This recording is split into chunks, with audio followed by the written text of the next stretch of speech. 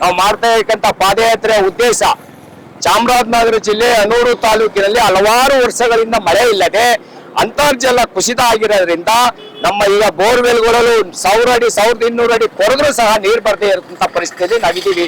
ಕುಡಿಯೋ ನೀರಿಗೂ ಸಹ ಇವತ್ತು ಹಾಹಾಕಾರ ಉಂಟಾಗಿದೆ.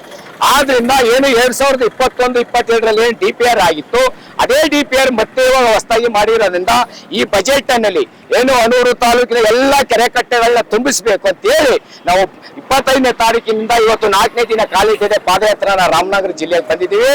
ಮತ್ತೇನಾಗ ಇನ್ನೊಂದೇನು ವಿಚಾರಪ್ಪ ಅಂದ್ರೆ ಅನೂರು ತಾಲೂಕು ಗೋಪಿನಾಥಂ ಪಂಚಾಯತಿ ವ್ಯಾಪ್ತಿಯ ಒಳಗಡೆ ಕನಿಷ್ಠ 6-7 ಗ್ರಾಮಗಳಿಗೆ ಕುಡಿಯೋ ನೀರು ಕೊಟ್ಟಿಲ್ಲ, ವಿದ್ಯುತ್ ಕೊಟ್ಟಿಲ್ಲ, ರಸ್ತೆ ಮಾಡಿಲ್ಲ. ಯಾಕಂದ್ರೆ ಇವತ್ತು ಸಾವಿರಾರು ಲಕ್ಷಾಂತರ ಭಕ್ತಾದಿಗಳು ಇಲ್ಲಿಂದ ರಾಮನಗರ ಮತ್ತು ಮಂಡ್ಯದಿಂದ ಲಕ್ಷಾಂತರ ಭಕ್ತಾದಿಗಳು ಮಲೆ ಮಹದೇಶ್ವರನ ಬೆಟ್ಟಕ್ಕೆ ಬರ್ತಾರೆ.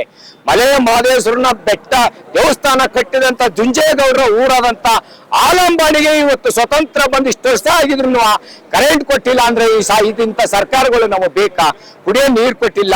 ಈಗಲಾರು ಸರ್ಕಾರ ಎಚ್ಚೆತ್ತು ಅವ್ರಿಗೆ ಮೂಲಭೂತ ಸೌಕರ್ಯಗಳು ಕೊಡಬೇಕು ಮತ್ತು ಅನೂರು ಭಾಗದ ಎಲ್ಲ ಕೆರೆ ಕಟ್ಟೆಗಳಿಗೆ ನೀರು ತುಂಬಿಸುವಂತ ಯೋಜನೆಗೆ DPR ಏನು 490 ಕೋಟಿ ರೂಪಾಯಿ ಹಣನ ಈ ಬಜೆಟ್ಲಿ ಕೊಡ್ಬೇಕು ಅಂತ ಹೇಳಿ ನಾವು ರೈತ ಸಂಘ ಇವತ್ತು ಪಾದಯಾತ್ರೆನ ಹೊರಟಿದ್ದೀವಿ.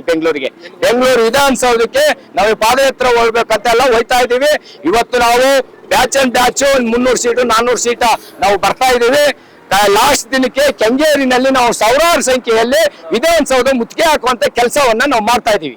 ಕರುನಾಡು ಟೈಮ್ಸ್ ಚಾನೆಲ್ನಲ್ಲಿ ಸುದ್ದಿ ಮತ್ತು ಜಾಹೀರಾತು ನೀಡಲು ಈ ನಂಬರ್ಗೆ ಕರೆ ಮಾಡಿ.